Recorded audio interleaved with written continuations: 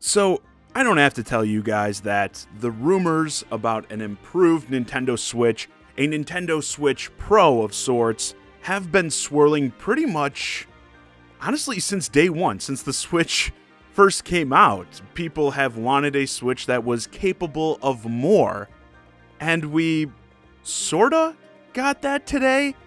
Yes, today Nintendo dropped the trailer for the Nintendo Switch OLED, a system that comes with a bunch of upgrades, most notably the OLED screen, which had been heavily rumored in recent months and will present a better picture in handheld mode. If you've played on an OLED TV or had a Vita, it's actually probably better if you had a Vita with the OLED screen, you know it does wonders for like colors and that. But let's actually mention the biggest piece of news coming out of this new model announcement, the thing I popped for: a built-in Ethernet port. That's right, boys.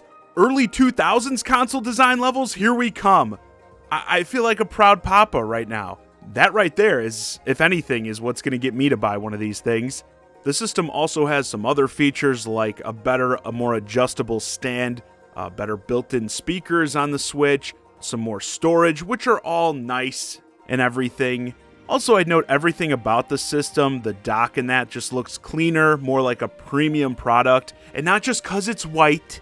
Like the dock has a little Nintendo Switch icon that lights up when you power it on. It just doesn't look as cheap as the dock we have now. The console is set to launch in October for $350 here in the States, which I think is a decent price for what you're getting with the OLED screen in that. Those things are expensive. But there's a big problem here that I'm sure many of you are wondering about, especially if this is the first time you're hearing about the new model. Well, what about the power? Am I playing games in 4K, 120 frames per second on this thing? Maybe if it's like Pong. But no, this system will not have any upgrades in that sense. Games will run largely the same on this system versus the current Switch, especially when you're playing them docked on the TV, because then you're not getting the benefits of like that OLED screen. And I'll admit that's pretty disappointing. Like even the 3DS's later upgrade, the new Nintendo 3DS, got a bit of a power bump. And like I've been saying all along, I didn't expect some of the wild things people were throwing out here. Again, like it playing games in 4K or anything like that, unless, like I was joking about, if we're talking about maybe very simple indie games, I could have seen that. But I expected something that would make overall gameplay smoother, even at current frame rates, and perhaps bumping some games up to like 1080p, 60 frames per second docked. That, I think, would be the sweet spot. But no, on the TV, you're really not getting much here. I mean, obviously you're not benefiting from the OLED screen, but a lot of these other features, the adjustable stand, the built-in speakers and that, you really only benefit from them if you're playing in handheld mode. You get really the Ethernet port with the dock and the extra storage. That's really all you're going to benefit from when you're playing this on the TV. So sadly, if you're primarily a docked player, you're someone who your Switch stays pretty much put on the dock, you don't really take it out on the go that much, I definitely don't think that crowd needs this upgrade. This is very targeted towards people who play a lot in handheld mode, and if you do, this may be enough for you, but even for that crowd, I don't know. And like, I would have expected a more significant hardware refresh to be a solid boost to those overall Switch sale numbers, because a lot of people would be upgrading their current Switches for a new, more powerful Nintendo Switch. But I think now that we know what we're dealing with here, a lot of people who may have bought a Nintendo Switch Pro are going to hold off and probably now wait for whatever the actual successor is to the Nintendo Switch, because it's like, if we're getting this now as the big new model for 2021, I mean, the system probably only has, what, like 2 or 3 more years left, being, you know, Nintendo's top dog before a full-blown successor releases.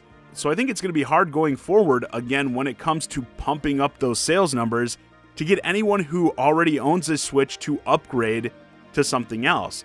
As probably the biggest disappointment about this whole thing, this announcement is not going to do anything, I think, to stop the rumors about a Switch Pro.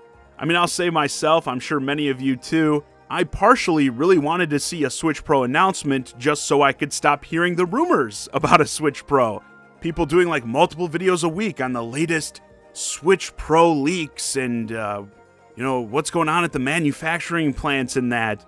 I honestly don't think that's going to stop here, especially with how invested some of these people have been in the Switch Pro rumor mill.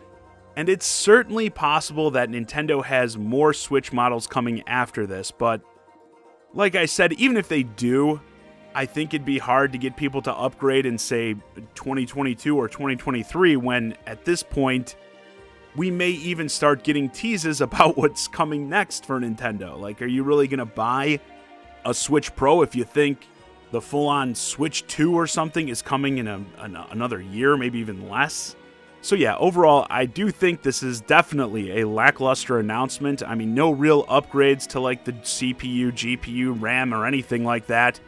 I don't know how you can't be disappointed in that if you were anticipating this hardware revision. I'm sure there are some people who are going to be like, oh, I always knew there wasn't going to be any power upgrade in this. Why did anyone expect any power boost? I don't know, probably because that's been the case for like every new system. Again, even the 3DS lately.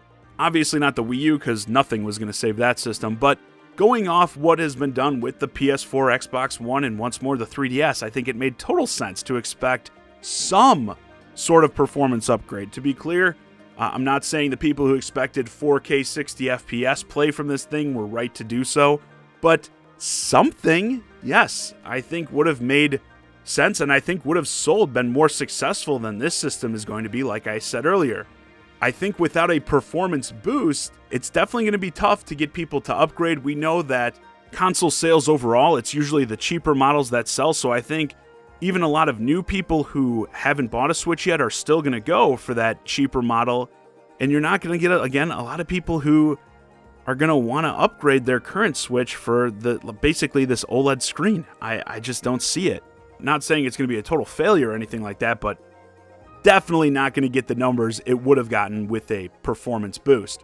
And like I also said, I don't think this is going to be the end, certainly, of rumors for a Nintendo Switch Pro. We're still going to see that stuff popping up in our feeds, seriously, probably until Nintendo announces their next system. I'm being real. I think a full-on Switch 2 or something is the only way to kill the rumors at this point without an actual Switch Pro. But anyway, with that, this video's a wrap. Just wanted to give some of my initial impressions on this thing. Definitely a case where I want to hear from you guys. Do you like what you're seeing with the Nintendo Switch OLED? Are you planning to buy it yourself as an upgrade, or perhaps even as your first Nintendo Switch? And are you disappointed in the lack of performance upgrades? As always, I'm the Shy Guy, Johnny Zakari, and thanks for watching.